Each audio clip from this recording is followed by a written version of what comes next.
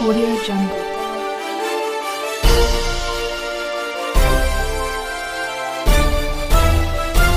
Audio Jungle.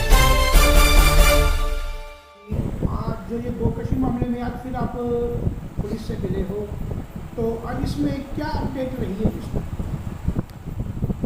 देखिए, सर्वप्रथम तो आपका विशेष रूप से मनोज जी आभार कि आप यहाँ निवास स्थान पर पधारे और ये कवरेज कर रहे हैं।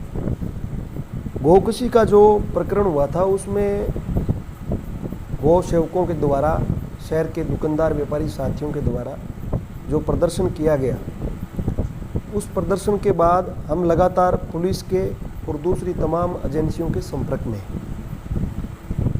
देखिए, किसी व्यक्ति विशेष, शरारती तत्व और इस इलाके का दुश्मन, इस इलाके की जो जनता जो चैन से रहना चाहती है, यहाँ बड़े शांतिपूर्वक ढंग से लोग रहते हैं, उन सभी लोगों का दुश्मन उस व्यक्ति ने उस गाय को काटा और राजनीति से प्रेरित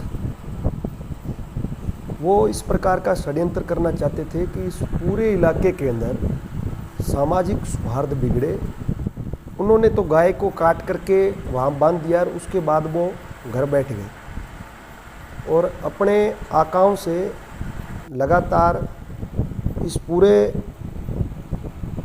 एजेंडे को और इस पूरे षड्यंत्र को वो लगातार आकाओं के साथ मिलकर के रचते रहे, खुद घर बैठे रहे और लोगों को गुमराह करके हजारों हजार लोग बेचारे गौ सेवक, हमारे साथी गौ भगत, वो भावना उनकी आहत हुई। वो बेचारे वहाँ थाने के अंदर गए हजारों लोग। उन्होंने सोचा कि वास्तव के अंदर इस प्रकार का कोई यहाँ गोरख धंधा या कोई व्यापार चलता होगा।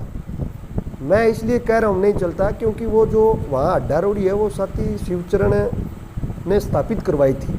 ग्रामीण इनके पास लगातार आए थे। यहाँ पहले कोई अड्डा रोड़ी नहीं थी। आज भी जो डबोली गांव में अड्डा रोड़ी है, उस अड्डा रोड़ी में डबोली शहर के भी सारे मवेशी हैं जो वो वहाँ डाले जाते हैं। उन्होंने वहाँ एक गाय को काट करके इसीलिए बांधा, उन लोगों का निश्चित रूप से ये षड्यंत्र था साथी को बदनाम किया जाए, क्योंकि उन्होंने सोशल मीडिया के ऊपर भी इनके लिए लिखा कि इनके संरक्षण में यहाँ गौ तस्करी का बड़ा व्यापार चल रहा है और लगातार ये गौ तस्करी करवा रहे हैं और यहाँ से गायें कटवा करके बाहर भेजते हैं। एक तो उनका ये था कि साथी को बदनाम किया जाए और कहीं न कहीं अगर हम सब साथियों की सूझबूझ नहीं होती पुलिस की भी, तो वो सफल भी हो जाते। दूसरा, वो उस अड्डा रोड़ी को भी बंद करवाना चाहते हैं, क्योंकि मेरे सुनने में भी ये आया कि उन्होंने पहले कोई अपनी जगह में एक पता नहीं कहाँ उन्होंने कोई अड्डा रोड़ी स्थापित करने का कोई थोड़ा बहुत प्रयास किया था, करना वो भी नहीं चाहते थे।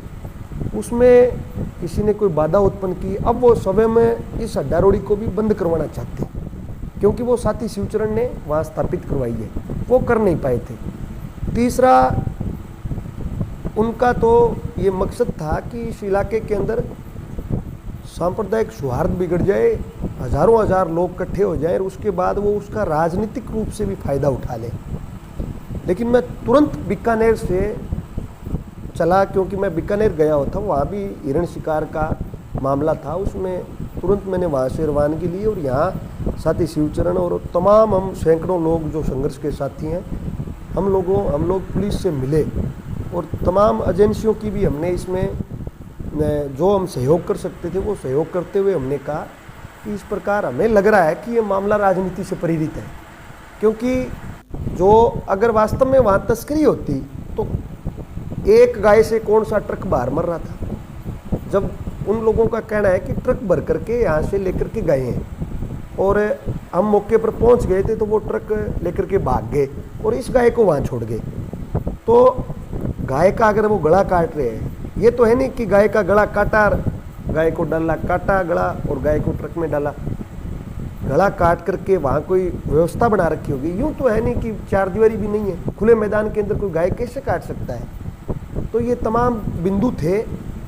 मैं चर्चा करूँगा तो ये लंबा हो जाएगा। हमारे पास शक के दायरे में था हमारे पूरा कि ये षड्यंत्र है।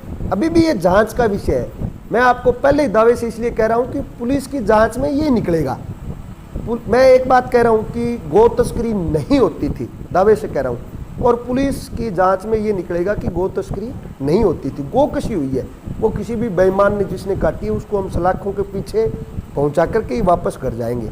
कल हम पुलिस से मिले थे और पुलिस ने हमें ये कहा कि हमारी जांच लगातार चल रही है। हमने कहा कि इसे आप लंबा न करें, दूसरी जितनी एजेंसियों से आप मदद लेना चाहते हैं हम स्वयं गृह मंत्री से मिल लेंगे, अनिल विज से मिल करके हम निवेदन कर लेंगे कि सर आप इस एजेंसी को इसमें लगाएं और इस मुद्दे को तुरंत प्रभाव से इसको निष्पक्ष जांच करके जो हजारों हजार इलाके के लोग हैं उनको राहत प्रदान करें, क्योंकि लोग आक्रोशित थे। अब जाकर के लोगों में आक्रोश थोड़ा कम हुआ है, क्योंकि हम सारे साथी लोगों से संपर्क कर रहे हैं और उनको ये विश्वास दिलाया हमने कि निष्पक्ष जांच करवाएंगे, न्याय दिलवाएंगे।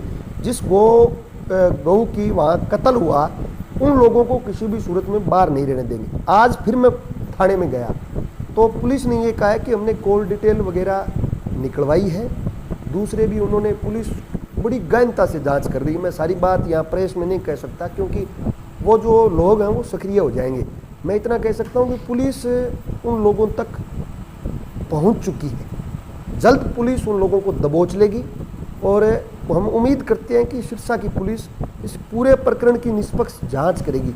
और हम लगातार यहाँ डबोवाली गांव में मैं डटा रहूँगा मेरे साथियों के साथ, जब तक उस गऊ को न्याय नहीं मिलेगा, इस इलाके के हजारों हजार किसानों, नौजवानों, गौ भक्तों को, दुकानदार व्यापारी साथियों को न्याय नहीं मिलेगा, तब तक हम घर वापसी नहीं करेंगे।